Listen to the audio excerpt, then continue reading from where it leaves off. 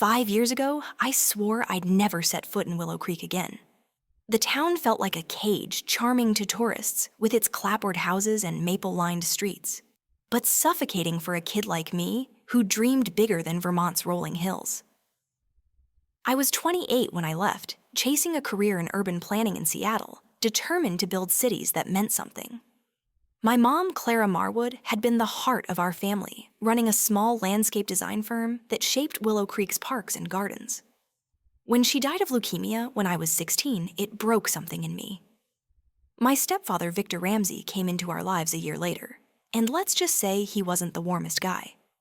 His kids, Amelia and Owen, were okay at first, but we never clicked. By the time I hit college, I was done with family dinners and their cold, calculated politeness. The call came on a gray Seattle morning in March 2024. I was in a meeting pitching a waterfront redevelopment project when my phone buzzed with an unknown Vermont number. I ignored it, but it rang again. Stepping into the hallway, I answered, and my old friend Lydia's voice hit me like a freight train. "Elliot, it's about your mom's estate. There's trouble. You need to come home." Her tone was tight, like she was holding back tears. "Victor's selling off her company, and it's not looking good." I froze. Mom's company, Marwood Designs, wasn't just a business, it was her legacy. She'd poured her soul into every park, every community garden, making Willow Creek a place people loved to call home. Victor had taken over after her death, promising to keep it running. But I'd heard whispers he was bleeding it dry. Lydia, who ran a local nursery and knew everyone said Victor was planning to liquidate the firm's assets land contracts, even Mom's private sketches, to a shady developer named Henry Caldwell. I hadn't spoken to Victor in years, not since a blowout fight where he called me ungrateful for questioning his business moves. Now I booked a flight that night, my stomach churning with dread and guilt. Had I abandoned Mom's memory by staying away? Landing in Burlington, I rented a car and drove the winding roads to Willow Creek. The town looked frozen in time, the stone bridge over Willow River, the diner with its neon sign, the town green, where Mom's first garden still bloomed. Pulling up to the old Marwood house, a cedar-shingled colonial Mom had restored, I saw Victor's sleek Audi in the driveway, a stark contrast to Mom's battered pickup. Amelia opened the door, her face a mask of forced sympathy. "Elliot, we didn't expect you," she said. Her voice clipped. "Victor's in the study with some associates." No hug, no warmth. Owen lounged in the living room, scrolling his phone, barely glancing up. The house felt wrong. Mom's cozy quilts replaced by sterile leather furniture, her artwork gone. I swallowed hard, feeling like an intruder in my own past. Lydia met me later at Thomas's Coffee and Bakery on Main Street. Over steaming mugs, she laid it out Victor had been meeting with Henry Caldwell, a developer known for turning small towns into soulless suburbs. "He's selling Marwood Designs land holdings, acres of protected green space for a strip mall," she said, her eyes flashing. "And he's claiming you have no say because you walked away from the family." My jaw tightened. Mom had left me a stake in the company, but Victor controlled the board. I'd trusted him to honor her wishes, a mistake I was starting to regret. Lydia handed me a USB drive, her voice low. "Your mom left this with me years ago. Said to give it to you if things went south." "Don't open it here." Back at the house in a guest room that smelled of fresh paint and nothing like home, I plugged the USB into my laptop. A video popped up dated 6 years before Mom's death. She looked tired but fierce, her green eyes locked on the camera. "Elliot, if you're watching this, I'm gone, and Victor's probably up to no good. I've hidden documents in the old greenhouse, my sketchbook under the lavender pots. They prove you own half of Marwood Designs, no matter what he says. I'm sorry I didn't prepare you better. I love you." The screen went black, and I sat there chest-tight, tears burning. Mom had known Victor couldn't be trusted. I had to find that sketchbook before he did. The morning after watching Mom's video, I woke with a fire in my chest. Her words echoed the sketchbook, the greenhouse, my stake in Marwood Designs. If I could find those documents, I could stop Victor from selling Mom's legacy to Henry Caldwell. But the old greenhouse was on the edge of the Marwood property, and sneaking around with Victor, Amelia, and Owen in the house felt like walking into a lion's den. I needed a plan, and I needed backup. Lydia was my first call. She agreed to meet me at the greenhouse at dawn before Victor's morning jog. "Bring gloves," she said, her voice sharp. "It's overgrown, and I don't trust Victor not to have cameras." The greenhouse was a relic of Mom's passion, its glass panes fogged with age vines choking the iron frame.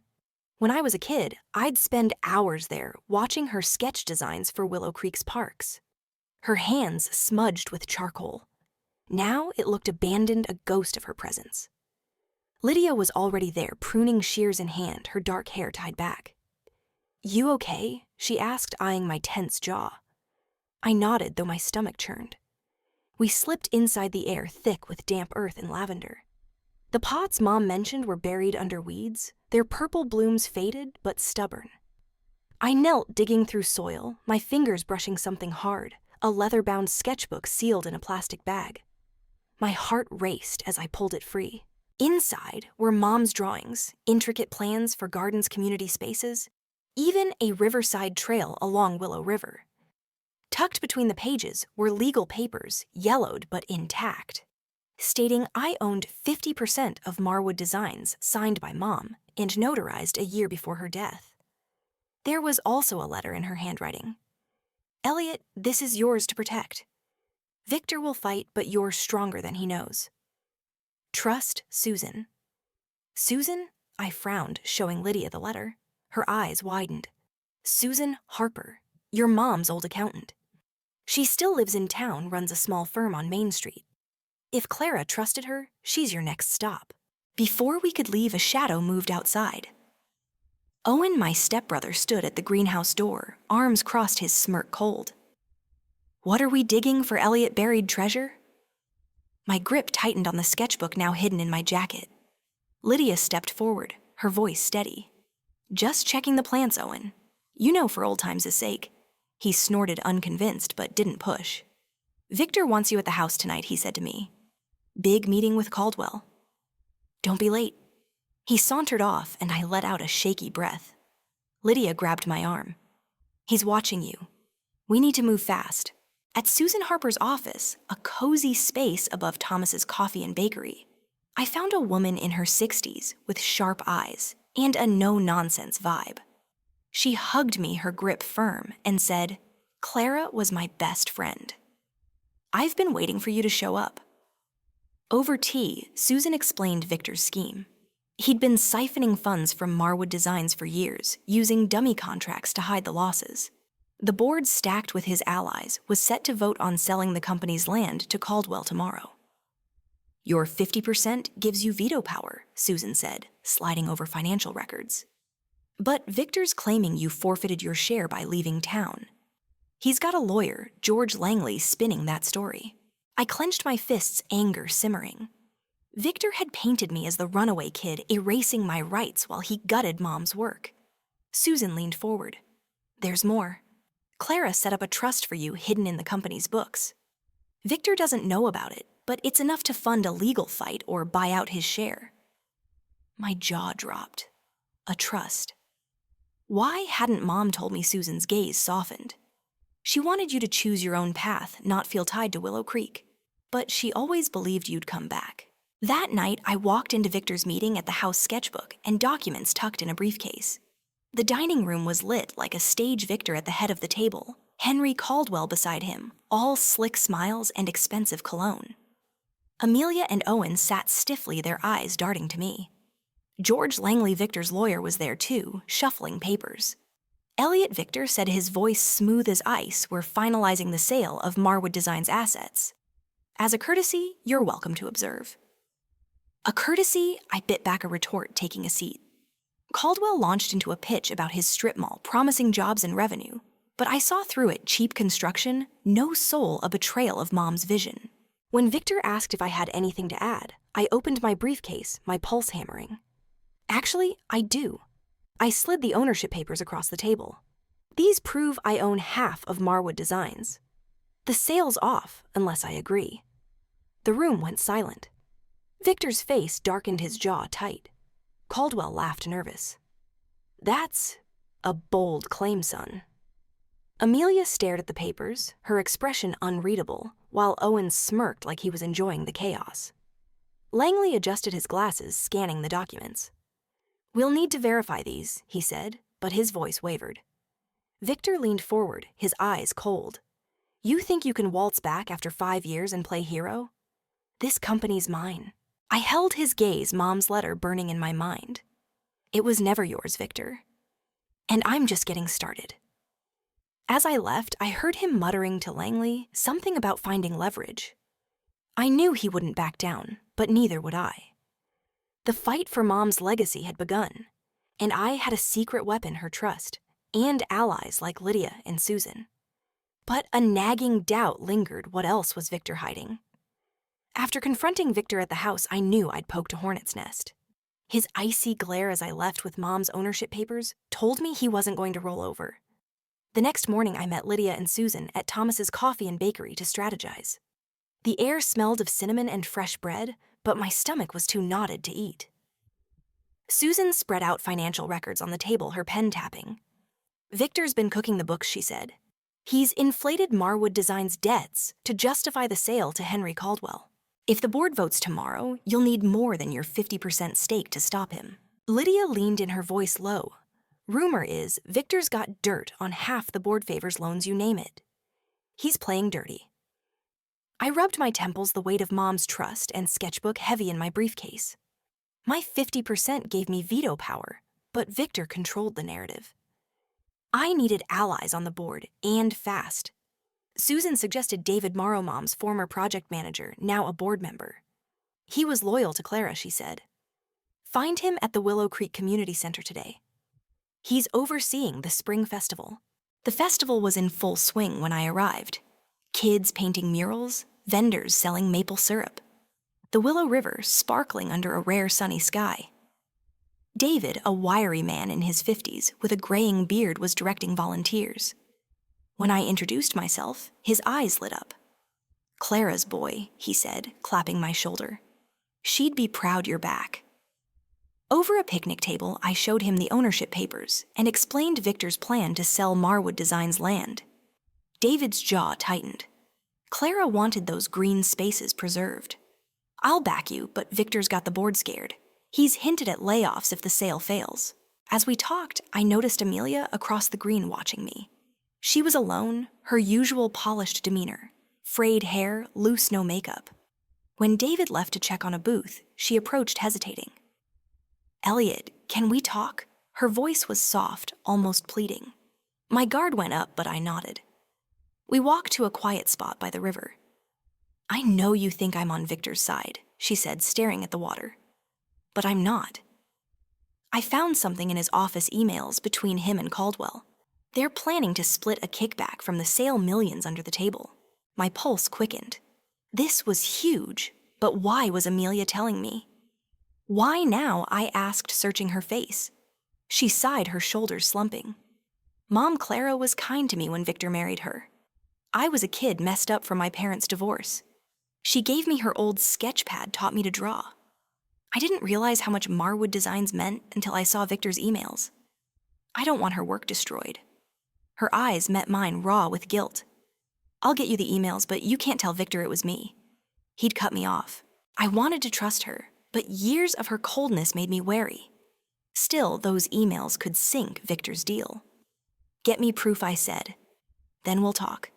She nodded and slipped away, leaving me with a mix of hope and suspicion. Back at the house, I stashed the sketchbook in a locked suitcase, paranoia creeping in.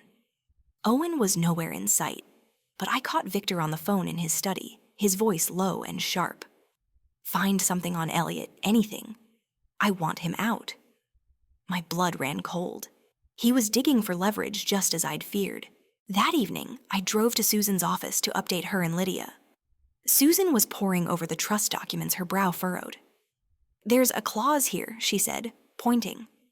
"If you don't claim the trust by your 30th birthday next month, it reverts to Victor as executor.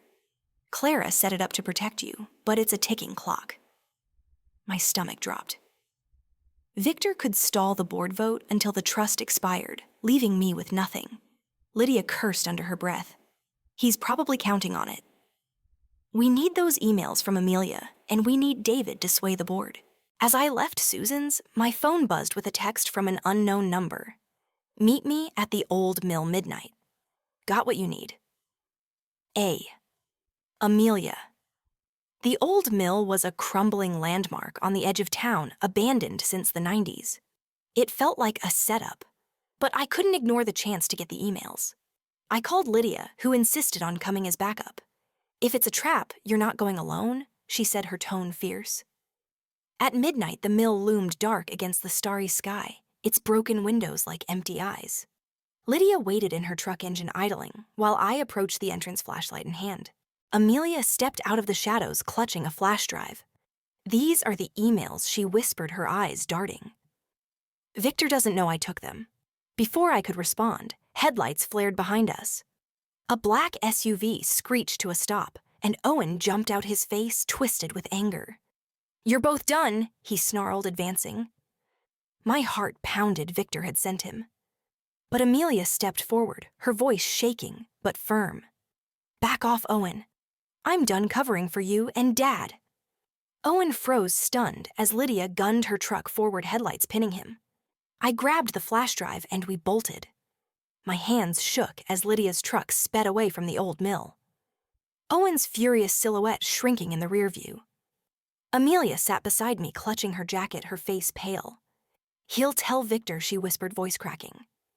I gripped the flash drive, its weight heavier than its size. If those emails proved Victor's kickback scheme with Henry Caldwell, I could stop the sale of Marwood Designs.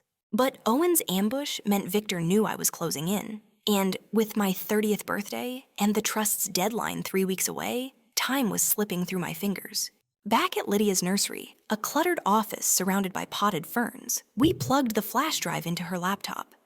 The emails were there, dozens of messages between Victor and Caldwell, detailing a plan to split $3 million from the land sale, disguised as consulting fees. One email from Victor chilled me.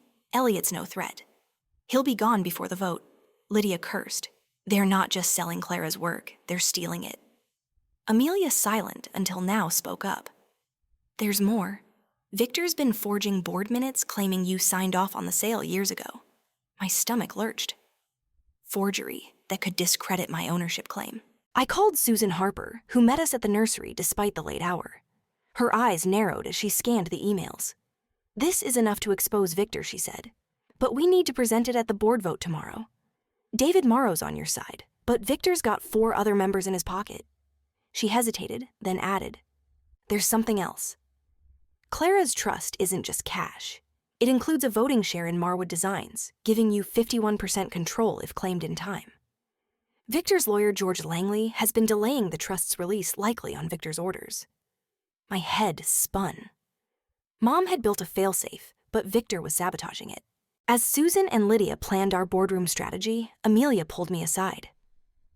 Elliot, I found something else in Victor's office, a letter from Clara to you hidden in his desk.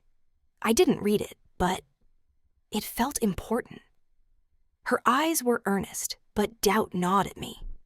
Was this another trap? I thanked her cautiously, promising to check it later. My phone buzzed with a text from David Board. MTG moved to 8 a.m. Victor's pushing hard. Be ready. Sleep was out of the question. I spent the night at Lydia's, poring over the trust documents, my mind racing. What was in Mom's letter, and why was Amelia helping me now? At dawn, I drove to the Marwood house alone, heart pounding. Victor's Audi was gone, probably at his office prepping for the vote. The house was eerily quiet, Amelia and Owen nowhere in sight. I slipped into Victor's study, a sterile room of glass and chrome, and found the letter in his desk drawer, just as Amelia said. It was in Mom's handwriting, dated a month before her death. Elliot, if you're reading this, I've failed to tell you in person. Marwood Designs isn't just mine, it's ours. Your designs, the ones you drew as a kid, inspired half our projects. I patented them under your name tied to the trust. Victor can't touch them. Fight for this. My breath caught. My childhood sketches, scribbled ideas for parks and trails, were legally mine. This was the twist I never saw coming. The realization hit like a thunderbolt. Victor wasn't just selling Mom's land, he was stealing my intellectual property. Those patented designs embedded in Marwood Design's portfolio were worth millions, and Victor was passing them off as his own. Mom had protected me, but she'd hidden the truth to let me find my own path. Tears stung my eyes, not just for her foresight, but for the years I'd doubted her faith in me. I pocketed the letter, my resolve hardening. Victor's forgery and kickbacks were bad, but this was personal. I raced to the board meeting at Marwood Design's office, a low brick building overlooking Willow River. The boardroom was tense, Victor at the head Caldwell smirking beside him. David nodded subtly from his seat, while the other board members avoided my gaze. George Langley shuffled papers, his discomfort palpable. Victor's opening was smug. Elliot's claim to ownership is baseless. He abandoned this company. The sale to Caldwell is our only path forward. I stood, my voice steady despite my racing heart.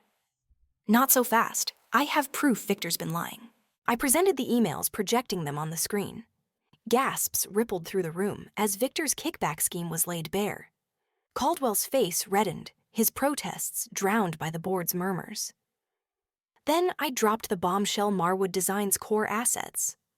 The patented designs are mine, registered in my name by Clara Marwood. Victor's been forging documents to steal them. I held up Mom's letter, my voice cracking. This is her final word. I'm claiming my 51% voting share through her trust. Victor's composure shattered. This is absurd, he shouted, slamming the table. You're a fraud, Elliot. But Langley, after scanning the letter and patents, went pale. These appear legitimate, he stammered. David seized the moment, calling for a vote to halt the sale. 3 board members, shaken by the emails, sided with us. The sale was blocked 4-2. Victor stormed out, vowing to sue, but his allies were crumbling. Caldwell slunk away, muttering about misunderstandings. I exhaled, dizzy with relief, but knew this wasn't over.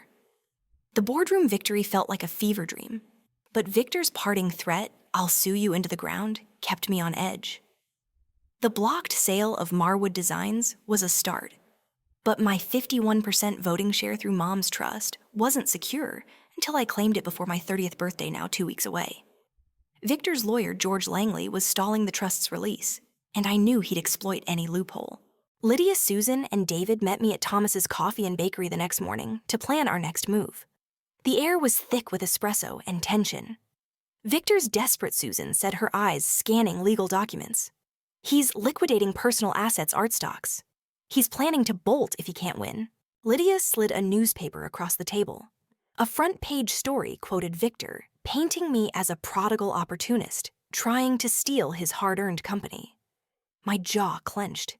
He's turning the town against me, I said. David shook his head. Not everyone.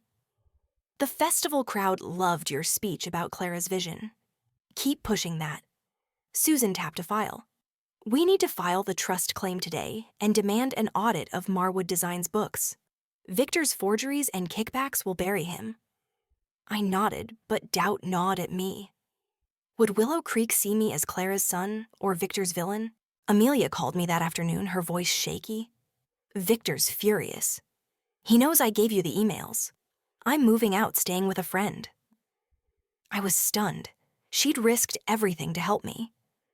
Why take the chance, I asked. She paused, then said, Clara was more family than Victor ever was. I owe her.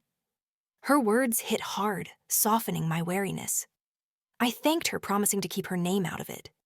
Her defection was a blow to Victor, but it also meant Owen was his only ally now, and Owen's loyalty seemed shaky at best. I filed the trust claim at the county courthouse, a gray stone building on Main Street.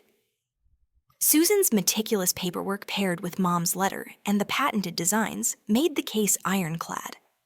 The clerk, an older woman who'd known Mom, gave me a warm smile. Clara would be proud, she said, stamping the forms. Back at Marwood Design's office, I met David to prepare for the audit. He'd rallied 2 more board members shaken by Victor's exposed kickbacks. The audit's set for tomorrow, David said. Victor's been dodging it for years. He's out of moves.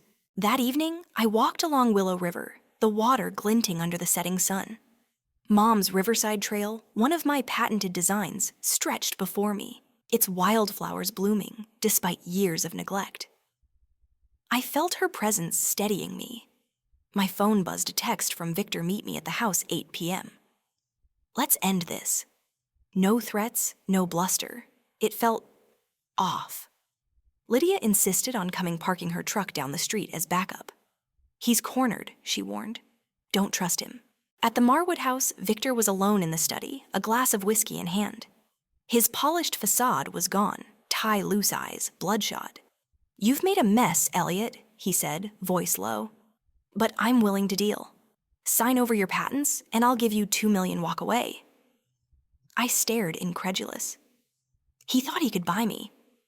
Those designs are Clara's legacy, I said, my voice steady. And mine. You stole enough. His face twisted. You think you're a hero? Clara was naive, tying up millions in parks nobody wants. I made this company profitable. Before I could respond, the door creaked open. Owen stood there, his usual smirk absent. He's lying, Elliot, he said, voice flat. Dad's broke. He's been funneling company money to offshore accounts. The audit will find it. Victor's glass shattered on the floor, his face ashen. You ungrateful, he started. But Owen cut him off. I'm done, Dad. I saw the accounts. You were going to leave me and Amelia with nothing. My jaw dropped. Owen, the loyal attack dog, turning on Victor. It was the quiet revenge I hadn't expected, not loud, but devastating. Victor slumped in his chair, defeated. Do what you want, he muttered. I didn't gloat. There was no joy in his ruin. The audit happens tomorrow, I said. And I'm claiming the trust. Marwood Designs stays with me. I left Lydia's truck idling outside her nod, reassuring. The next day, the audit uncovered Victor's embezzlement, $4 million siphoned over a decade. The board voted unanimously to remove him, and my trust claim was approved, securing my 51% control. Victor left town days later, headed to Connecticut, rumor said, with nothing but a suitcase. At a town meeting the following week, I presented my plan for Marwood Designs, restoring Mom's green spaces, expanding the Riverside Trail, and launching a community garden program. The crowd shopkeepers' families, even the festival volunteers cheered. Amelia, now working at a local art gallery, spoke up, sharing memories of Mom's kindness. Her support and Owen's unexpected betrayal of Victor had shifted the town's view. I wasn't the outsider anymore. I was Clara's son, home to stay. A year after Victor's downfall, I stood on the newly opened Willow River Trail, its gravel path winding through wildflowers and young maples. The trail, one of my patented designs from Mom's sketchbook, was now the heart of Willow Creek's revitalized green spaces. Families picnicked nearby kids, chasing fireflies as the sun dipped below the hills. Marwood Designs, under my leadership, had launched 3 community gardens and restored Mom's original park on the town green. This wasn't just a job, it was a promise kept to Clara Marwood, whose vision I'd nearly lost. The months following the audit were a whirlwind. With Victor gone, the board named me CEO of Marwood Designs, a role I accepted with equal parts pride and fear. Susan Harper stayed on as my accountant, her sharp eye catching every detail. David Morrow led our project team, turning my childhood sketches into reality with a precision Mom would have loved. Lydia, now a board member, pushed for sustainable practices, ensuring every project honored Willow Creek's character. The town rallied behind us, their trust earned through open meetings and shared goals. Even the local paper, once Victor's mouthpiece, ran a feature, Clara's son brings her vision home. Amelia became an unexpected ally. She joined Marwood Designs' outreach team, using her art background to design murals for our gardens. Over coffee at Thomas's bakery, she shared stories of Mom teaching her to draw memories I'd never known. I was scared to stand up to Victor, she admitted, stirring her latte. But Clara gave me courage even years later. Her honesty healed old wounds, and while we'd never be siblings, we were partners in preserving Mom's work. Owen surprisingly found his footing too. He opened a food truck on Main Street serving maple-glazed tacos that drew crowds. When I leased him a Marwood Designs lot at a discount, he mumbled a gruff thanks, the closest we'd get to peace. The hardest moments came at night alone in the Marwood house, which I'd bought back from Victor's creditors. I'd restored Mom's quilts and artwork, but her absence lingered. One evening, I found a photo in her old desk, me age 10, sketching a park, while she smiled beside me. Tucked behind it was a note. "Elliot, your dreams are my legacy. Keep drawing." I framed it, hanging it in my office beside her sketchbook. That note drove me to launch the Clara Marwood Scholarship funding local students in landscape design. The first recipient, a shy girl named Mia, thanked me at the trail's opening, her portfolio echoing Mom's style. I choked up, feeling Mom's pride across the years. Not everyone welcomed my return. Henry Caldwell, Victor's old partner, lobbied against our affordable housing plans, claiming they'd devalue Willow Creek. At a town council meeting, he rolled out glossy renderings of condos, but Lydia countered with data on housing needs, and Amelia's mural designs won the crowd's hearts.